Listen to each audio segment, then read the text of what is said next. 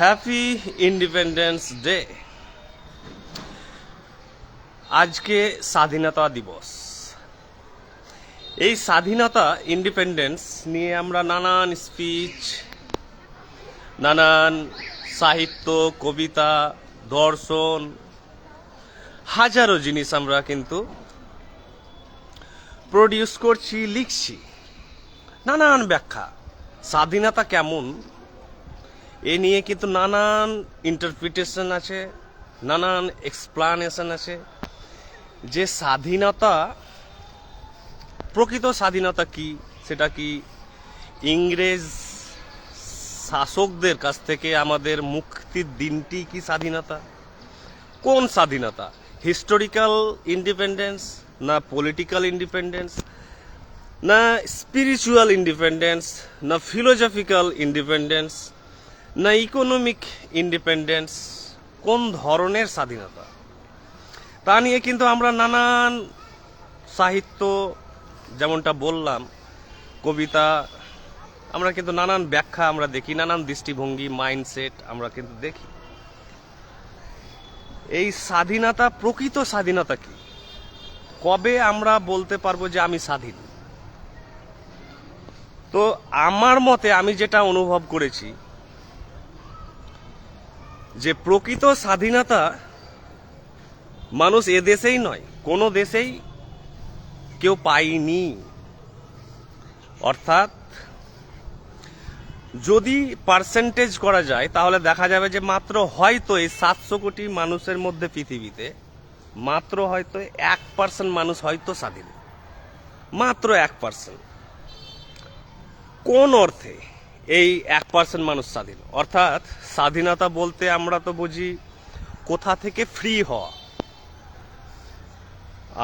কোনো দুর্নীতি থেকে ফ্রি হওয়া, দারিদ্র থেকে ফ্রি হওয়া,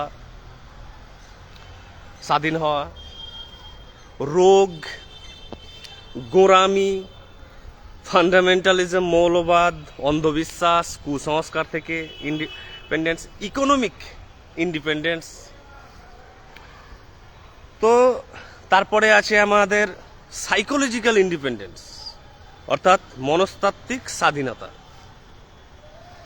যে আমাদের যে দাসত্ব কি শুধু কলোনিয়াল পাওয়ারের প্রতি? না, আমাদের দাসত্ব হচ্ছে বিভিন্ন কুসংস্কারের প্রতি, বা আমাদের স্লেভারি যেমন ধারণাগত হতে পারে। অর্থাৎ বিভিন্ন ধারণা আমরা কে সত্য ভেবে বসে আছি এবং সেটাকে আমরা চিরকাল লালন পালন করছি, যেমনটা আমি আমার বই জ্ঞানের অভিশাপে বলেছি, যে কিভাবে আমরা বিভিন্ন জিনিসকে সত্য ভেবেছি এবং সেগুলোকে সেইভাবে ভেবে ভেবে ভেবে আমরা কিন্তু আমাদের কারাগার তৈরি করেছি, স্বরচিত কারাগার।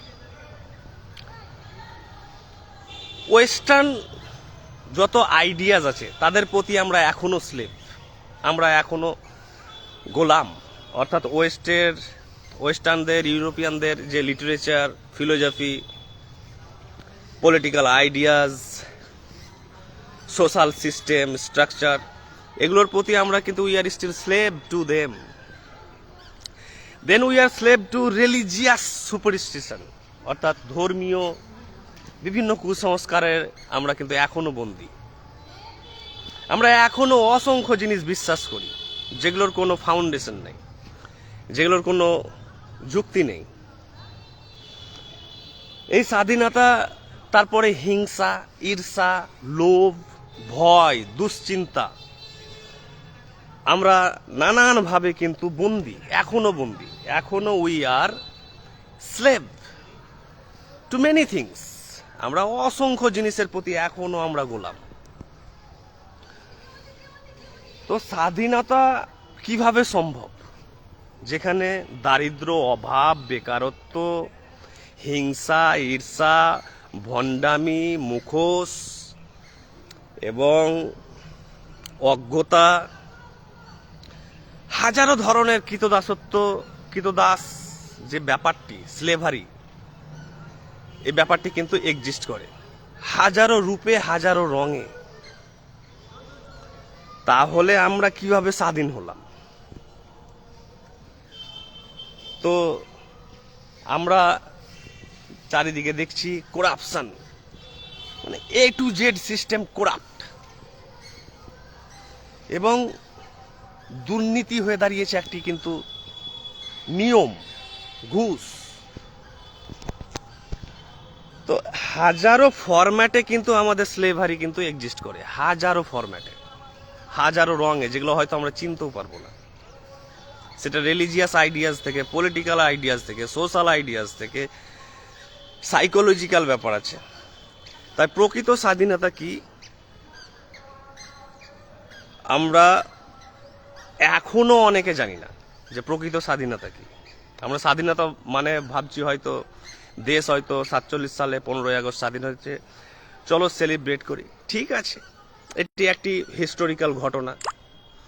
কিন্তু প্রকৃত স্বাধীনতা কি যদি আমরা একবার অন্তর্দর্শন করি, আত্মসমীক্ষা করি তা নিয়ে, তাহলে দেখতে পাবো যে প্রকৃত স্বাধীনতা 99% এখনো মানুষ পরাধীন। সে শিক্ষিত হতে পারেন, উচ্চ শিক্ষিত হতে পারেন, অর্ধশিক্ষিত হতে পারেন, অশিক্ষিত হতে পারেন, কিন্তু মানুষ কিন্তু হাজারো ওয়েতে এখনো স্লেভ। তাই প্রকৃত স্বাধীনতা কি, পলিটিক্যাল ইন্ডিপেন্ডেন্স কি, স্পিরিচুয়াল ইন্ডিপেন্ডেন্স কি, সাইকোলজিক্যাল ইন্ডিপেন্ডেন্স কি, যতক্ষণ না এগুলো নিয়ে আমরা আত্মসমীক্ষা করছি, অন্তর্দর্শন করছি, ততক্ষণ আমরা কিন্তু প্রকৃত বলতে পারি না যে আমরা স্বাধীন। We are autonomous, we are independent, we are free. Thank you.